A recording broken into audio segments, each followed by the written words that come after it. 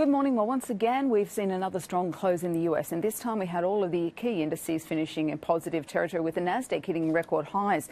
Now, yesterday we saw the banks and the telcos doing well. Today, unfortunately, the telcos and the energy sector were two of the worst performing areas, and we saw a real resilience coming back into those technology stocks. The banks a little bit mixed by the end of trade, and the healthcare sector also mixed, but that was mainly due to the company results more than anything else.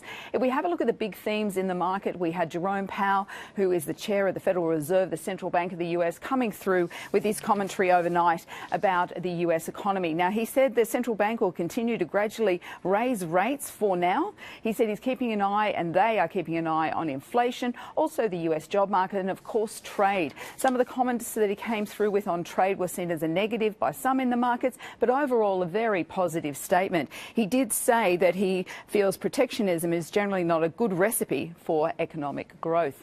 Towards the end of trade, we had the release of the new statement from Donald Trump on his commentary and his press conference with Vladimir Putin, saying that he had reversed some of that commentary, but we didn't see the markets reacting at all. I think it was really focusing on those earnings and the positive comments from Jerome Powell. Now, looking at the earnings, we had Johnson & Johnson coming through with a great set of numbers. They beat the street with their profit estimates and their sales, despite some areas of growth in costs within their pharmaceutical business. And we also had announcements coming out from United Health, where their share price fell, missing the mark, unfortunately, on their profit estimates because of higher medical costs. We had Goldman Sachs coming through with their result. Look, the result was solid, but unfortunately, when it was compared to its peers, it did underwhelm some areas of the market. And what we did see was the share price coming under pressure. We also had Netflix coming through with their results after the close of trade yesterday. Now, in after-hours trade yesterday, we saw the share price falling by over 14%. Their subscriber numbers were way below estimates that they had prior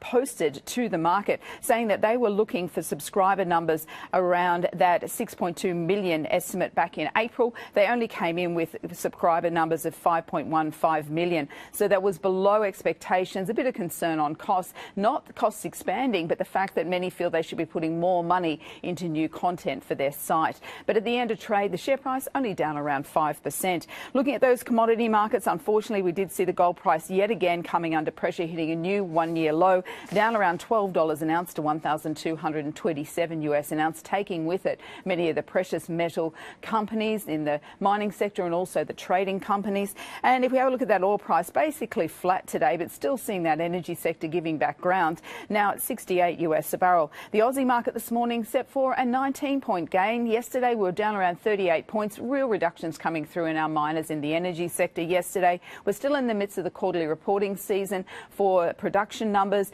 here in Australia, and today we do have BHP coming out with their numbers to watch out for, and also Northern Star. And lastly, the Aussie dollar at 73.89 US cents.